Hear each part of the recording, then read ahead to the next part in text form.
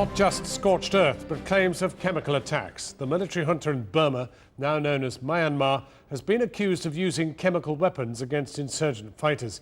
Similar accusations in the past have never been proven. But now Channel 4 News has testimony from alleged victims and from doctors and Burmese army defectors to lend weight to the accusation. The alleged attack was part of a renewed Burmese army offensive against rebels belonging to the Karenni tribal group. In Kaya state, but for the Karenni, most of whom have been displaced by fighting, an even greater threat is posed by plans to dam the Salween River, which will drown their farmland and displace still more people. As our Foreign Affairs correspondent Jonathan Miller reports, the Karenni consider this an act of war. In the eastern mountains of Myanmar, alias Burma, a Karenni jungle patrol stalks an army which has stalked them for more than half a century. One of Burma's most ancient indigenous peoples, waging one of the world's longest-running insurgencies. Refugees on the run in their own land. Rebel fighters are few in number and hopelessly outgunned.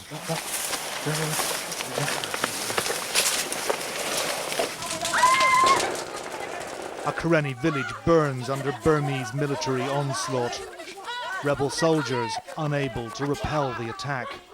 The footage is 5 years old, but scorched earth tactics have been employed every year since and for decades before.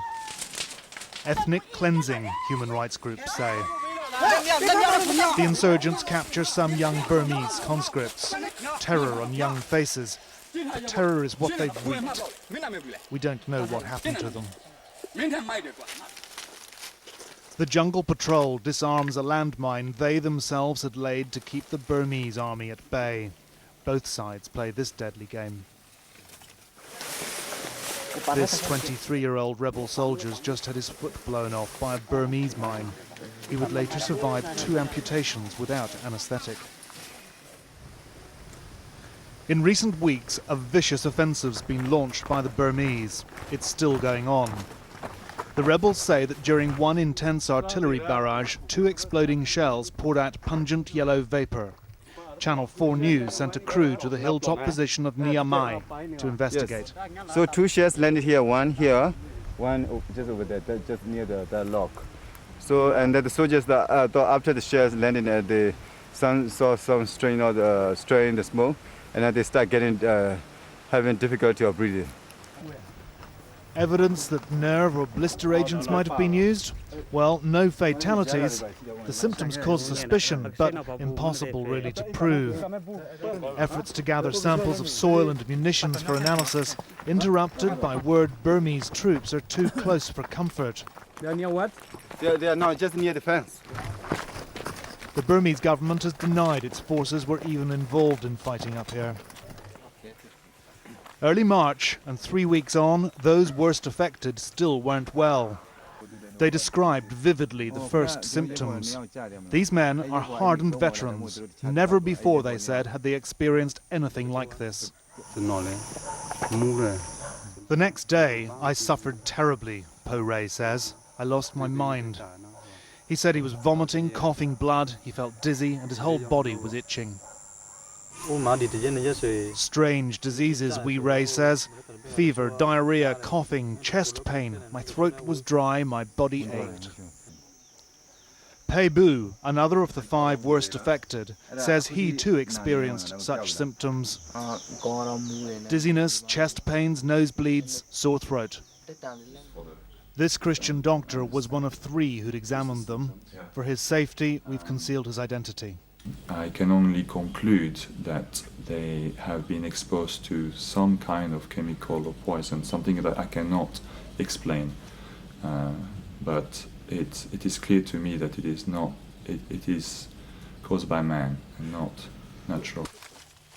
Last week, with 2 of the men still coughing blood, 2 teenaged Burmese conscripts defected to the Karenni resistance, apparently offering new evidence. The youngest, just 15, hadn't fought on the front lines, but his comrades had.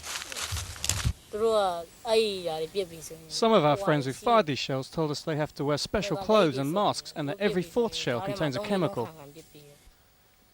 This is the sign he claims was emblazoned on crates he had to load and unload. When we were carrying these boxes, we were told by Sergeant Major Cho Nu to be careful because he said they contain chemicals and if we dropped them, we'd die. Burma's ruling junta and the war machine it spends half the budget on is deemed guilty of so much abuse and repression that its critics are loath to frame allegations that can't be proved. Uncorroborated reports of chemical attacks have emerged in the past. The Foreign Office here says this time it still can't make a definitive judgment. In a jungled valley deep in Kaya State, 2,000 Karenni civilians huddle in a clearing, forced to flee their farms and villages, most of which have been torched. They're used to this. There are probably only around 300,000 Karenni in Burma. At least a third, maybe two-thirds, are displaced. This man says they were told they'd be killed if they didn't leave. Over the decades, there's been wave after wave of forced relocations like this. The Karenni are bemused by the sudden attention their plight has drawn since the chemical weapons allegations first surfaced. They're much more concerned by a government plan to build 3 hydroelectric dams along the Salween River. Burma would sell the power to neighbouring Thailand, but the lake would drown Karenni farmland and displace tens of thousands more people. That's why the Karenni resistance consider the plan now at an advanced stage, just another new tactic in their war against this minority.